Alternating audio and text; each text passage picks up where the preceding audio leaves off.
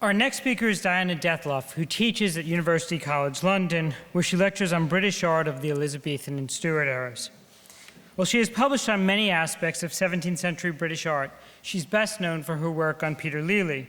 She's currently at work on the catalogue raisonné of Lely's paintings and a related exhibition that will be at the National Portrait Gallery in London. She also has an essay on Lely, drawing, and the training of artists, due out later this year. Today, however, she focuses on Lely's collection of drawings, arguably the most important ever formed by an artist, and one of the most important in 17th century England. Please join me in welcoming Diana.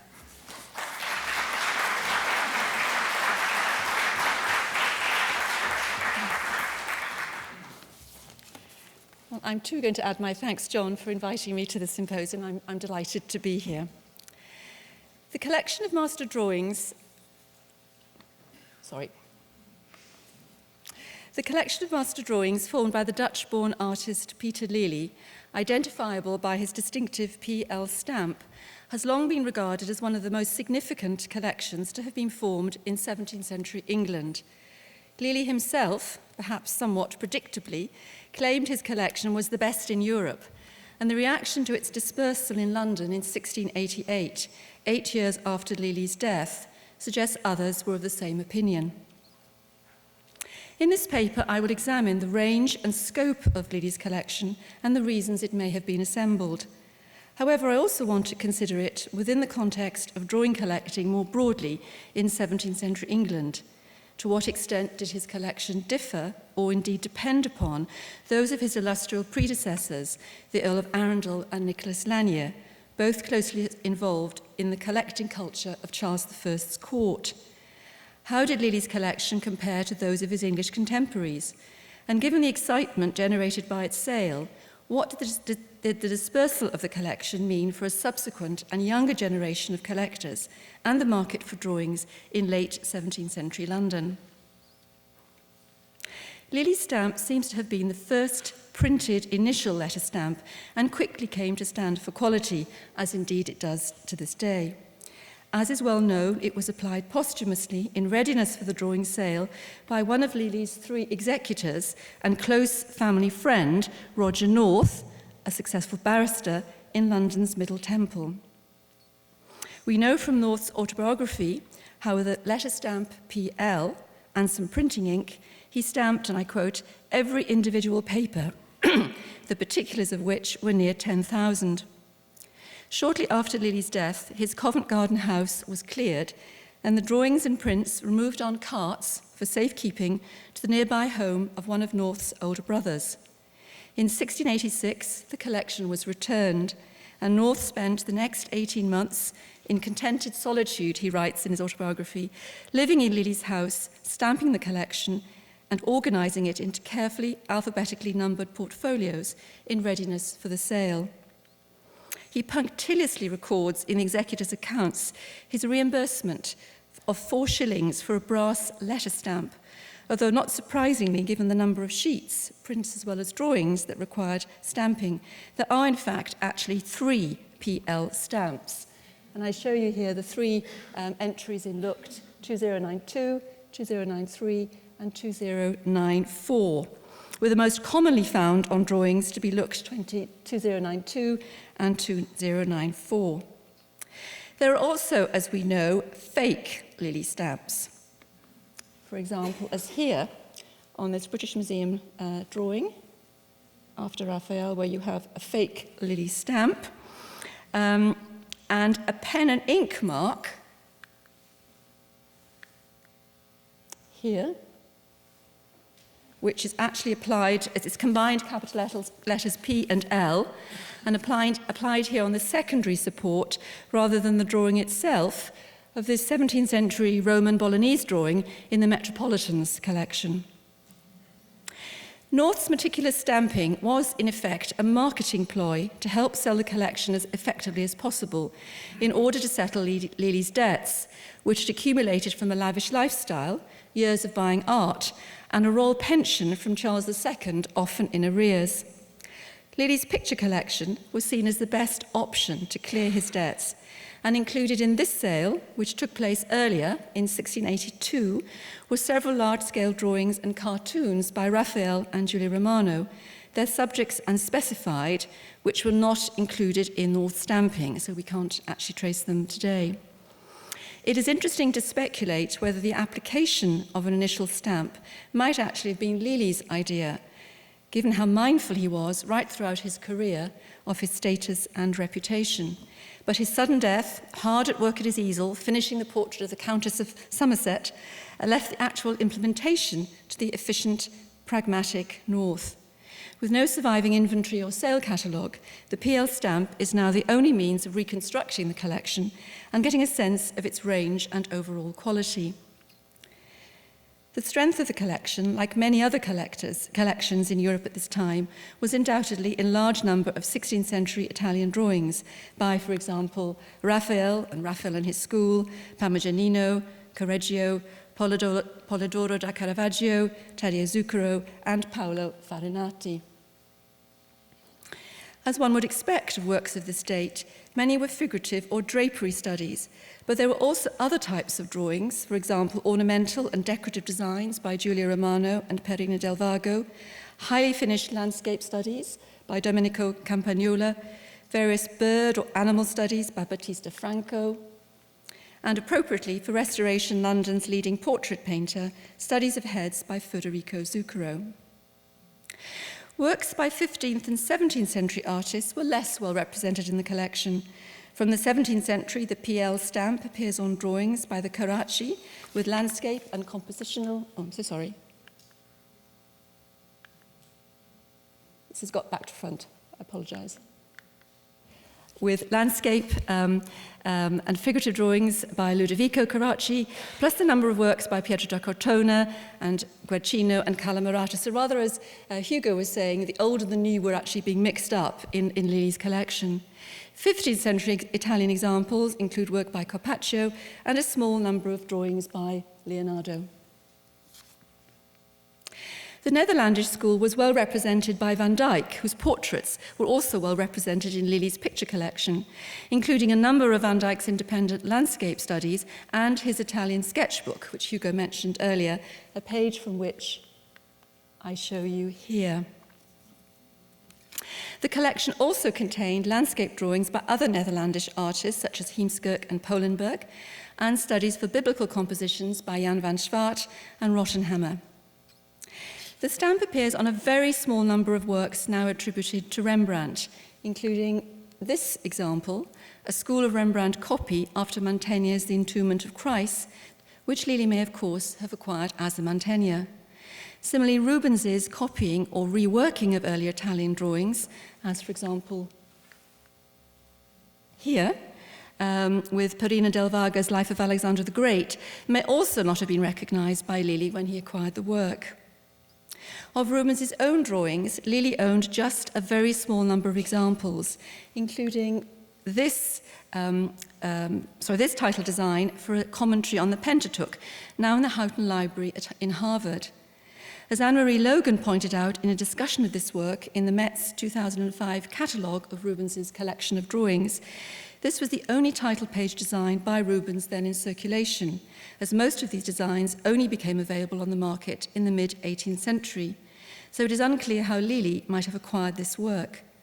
Logan also wonders if the English inscription could be by Lely himself, suggesting the sheet could have been used by him as a title page to an album or portfolio of his drawings. The curling P does certainly bear some resemblance to Lely's signature, although that calligraphic flourish was quite common in this period, and any intervention in his collection would be highly unusual for Lely. In comparison to other artist collectors, Lely never, to my knowledge, retouched his drawings or added a handwritten attribution. Works by artists of the German school are much better represented in Lely's print collection, although he did own drawings by a number of German artists, such as Hans Sebald Behem, George Pence, and Albrecht Dürer. Similarly, his holdings of French drawings were quite modest, with a relatively small number of works by Charles Lebrun, as well as Poussin and Claude, including the latter's work here for Watermill Amongst Trees, although it's possible that Lely and his contemporaries may have classified Claude and Poussin as Italian rather than French artists. So how did Lely form his collection? Where did he get his drawings? His 1682 picture sale catalogue, which does survive, stated that his prints and drawings were, and I quote, chosen out of several collections, the most curious of their time. North maintained that Lely acquired a good share of one of these collections, Nicholas Lanier's collection, after the latter's death in 1666. Lanier was Charles I's Master of Music, and you can see his portrait by Van Dyck in the Frick's portrait exhibition. He was one of the first serious drawing collectors in England, owning superb examples of 16th century Italian works, which were marked with one of his characteristic star marks.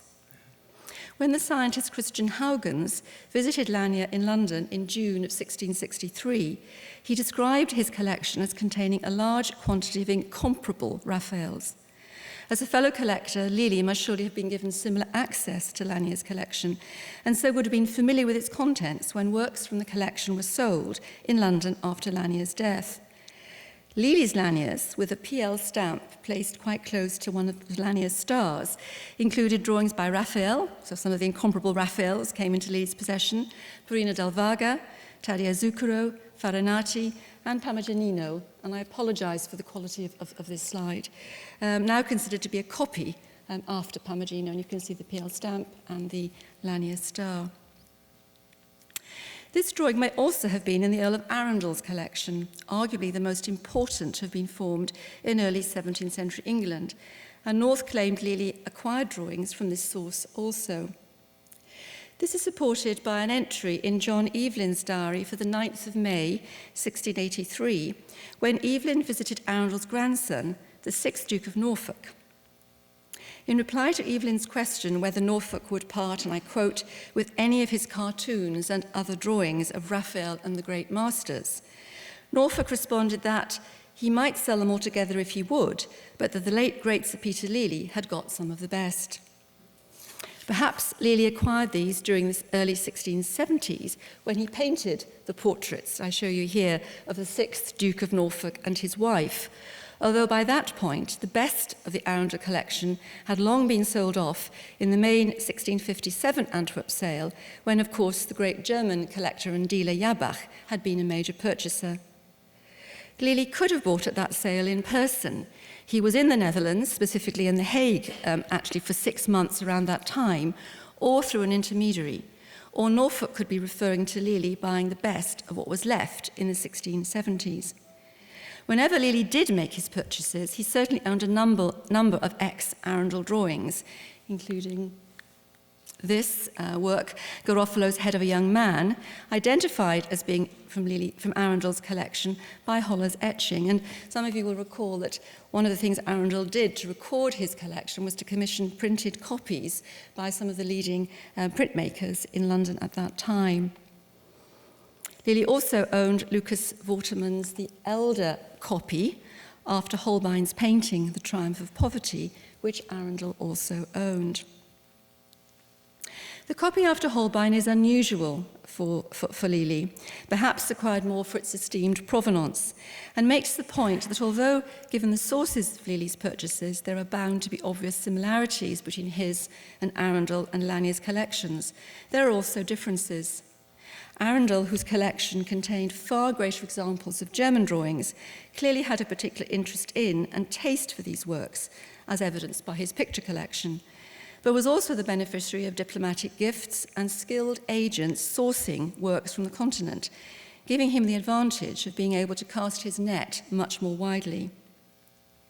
Lanier, like Lely, collected predominantly 16th century Italian drawings and even fewer Netherlandish, German or French works. But unlike Lely, he had more opportunities to travel and bought examples of less well-known 16th century artists, such as the Sienese painter Sebastiano Foli, directly from the artists themselves. Taste and personal preferences clearly played a part, but the ability to source a supply and the availability of works at any given time were even more important during this period in determining what direction a collection would take. Some of Lely's Van Dyck drawings may have become available to buy in London directly from Van Dyck's widow soon after Van Dyck's death, or slightly later in the 1660s from the copyist and dealer Remigus van Liemput.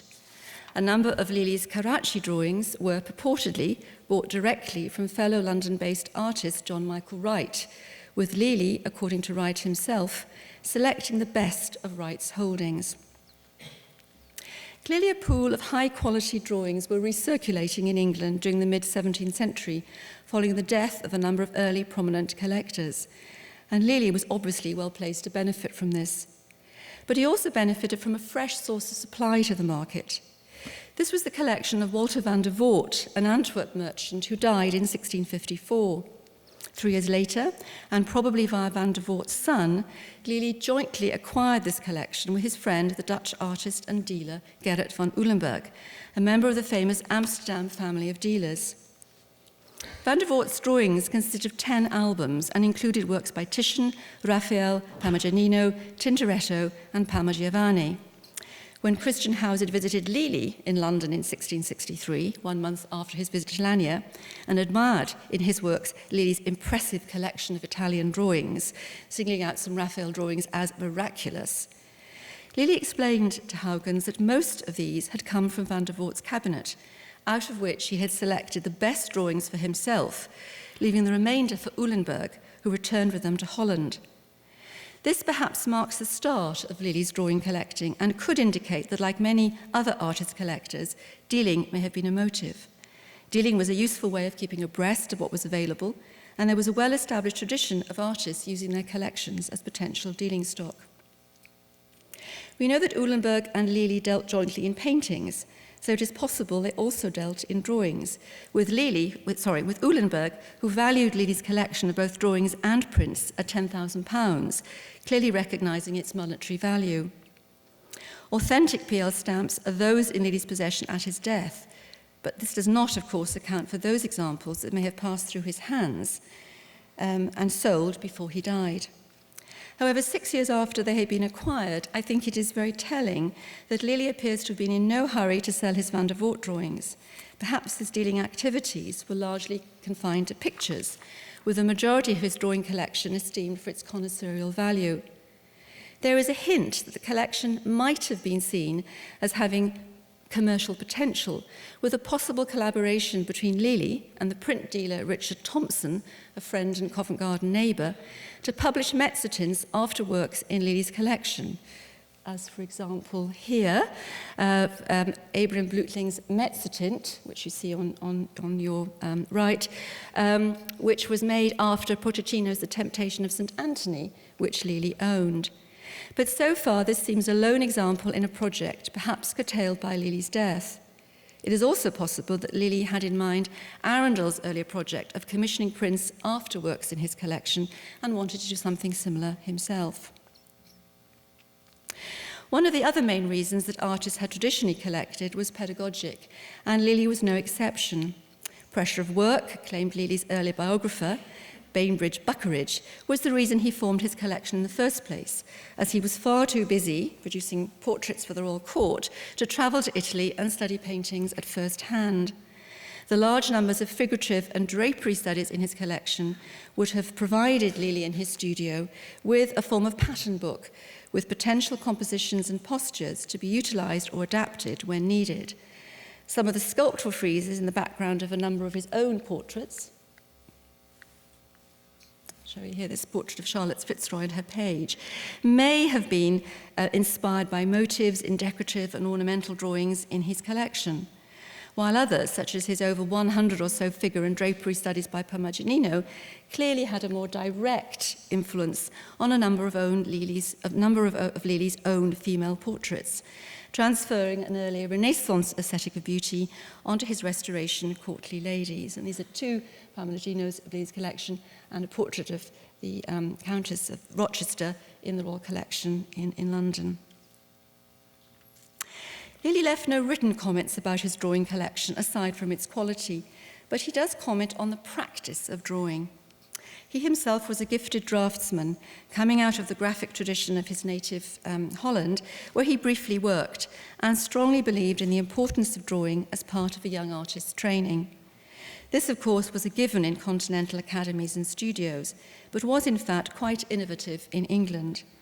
Drawing doesn't seem to have been taught in early English studios or workshops, and the main English artists' guild, the painter stainers, was simply a regulatory body enacting fines for non-payment of membership fees whilst offering no actual training. In the 1670s, Lely appears to have filled that gap by organising an informal drawing academy, probably in his studio, after his fashionable clientele had left. An album, now at Dulwich College in London, containing a compilation of loose drawings by a variety of different hands in a range of different media, on different types of paper and of uneven quality, depicting subjects associated with academic drawing practice, is thought to contain drawings produced in this academy, a number of which are copies after master drawings and prints, as well as after casts, painting, and the live model. And what I've done here in this slide is not to reproduce 2 pages from the album, but just to do a compilation of my own of various works in this album, which is in 17th century bounding, so it's very much contemporary with the time of the academy that Lely has formed.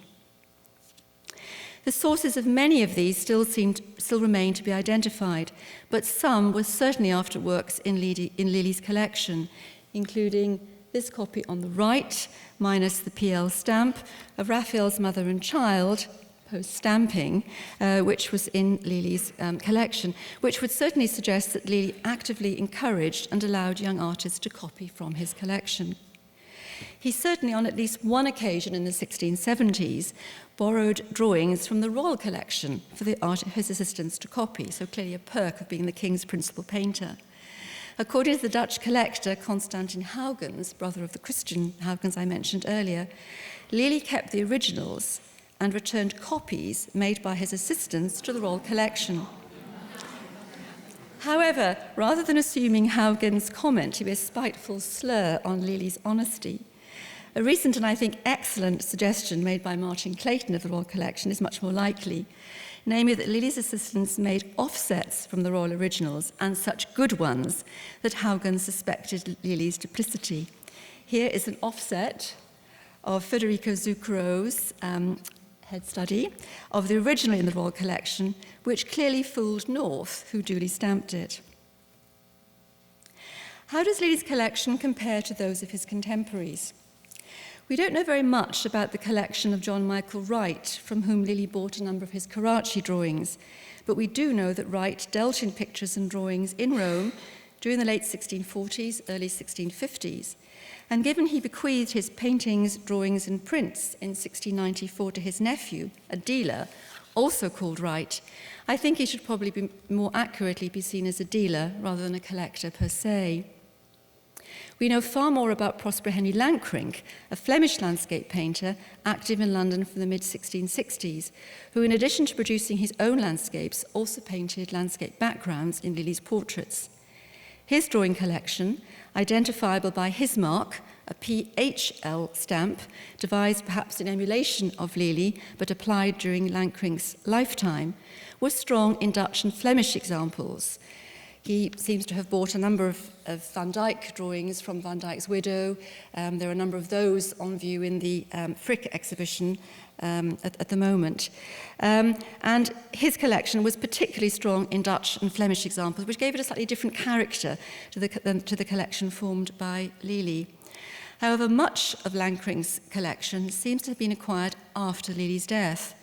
Many of Lankrink's Rubens drawings, or drawings retouched by Rubens, for example, were purchased in the early 1680s from Johannes Philips Happert, a religious canon and dealer from Antwerp, who is thought to have bought almost all Rubens' collection at the 1657 auction. Other works in Lankrink's collection, I'll show you one here, were actually acquired at Lely's own sale.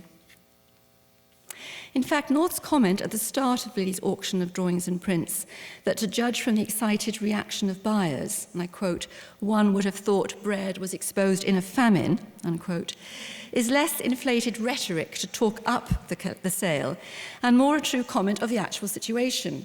For over 20 years, Lely had really cornered the market in England, buying the best examples for some of the most respected 17th century collections, seeing off all competition. Now with his death, large numbers of high-quality works with an impeccable provenance had once again become available, replenishing the market.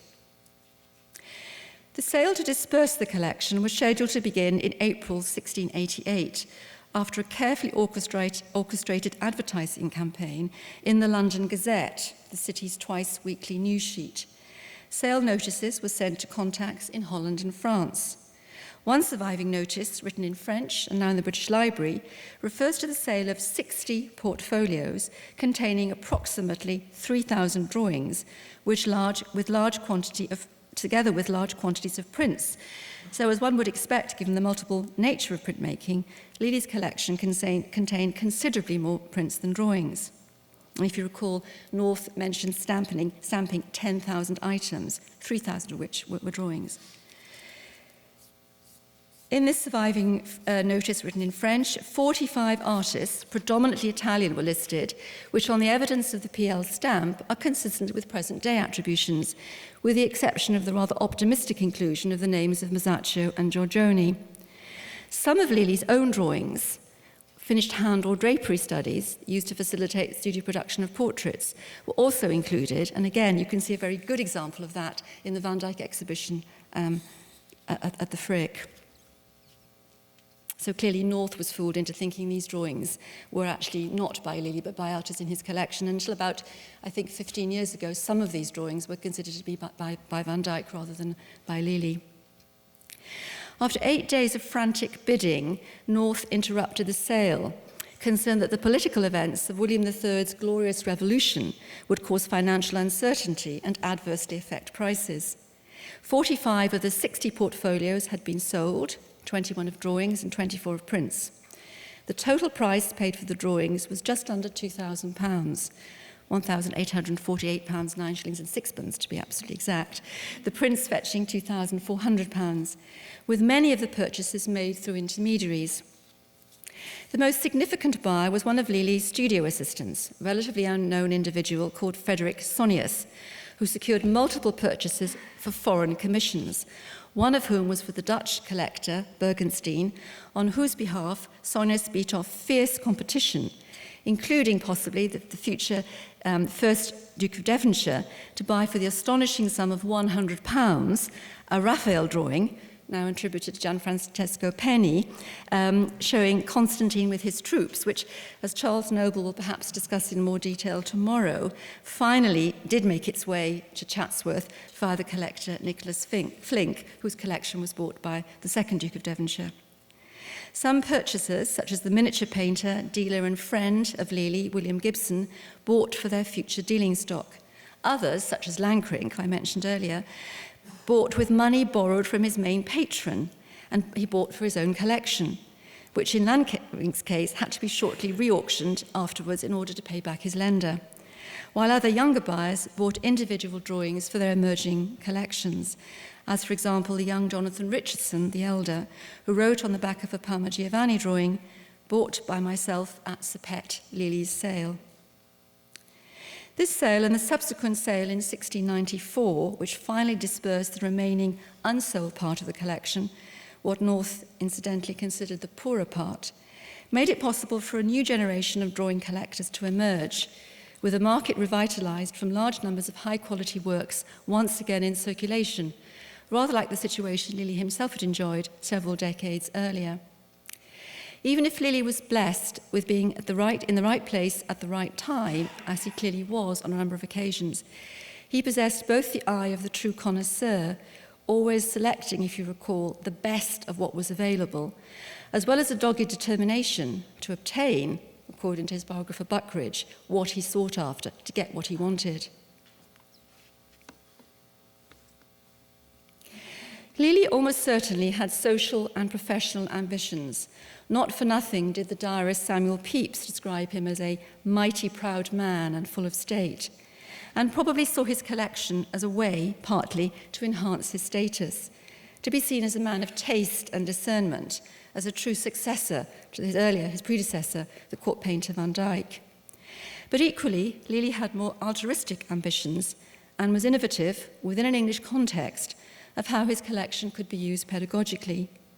Moreover, as the first in a long and illustrious line of artist collectors in England, the Richardsons, Hudson, Reynolds, and Lawrence, Lely effectively brought drawing collecting in England into the artist's studio, and in doing so, ensured it would no longer be the preserve of the courtly collector's cabinet as it had been during the earlier part of the 17th century.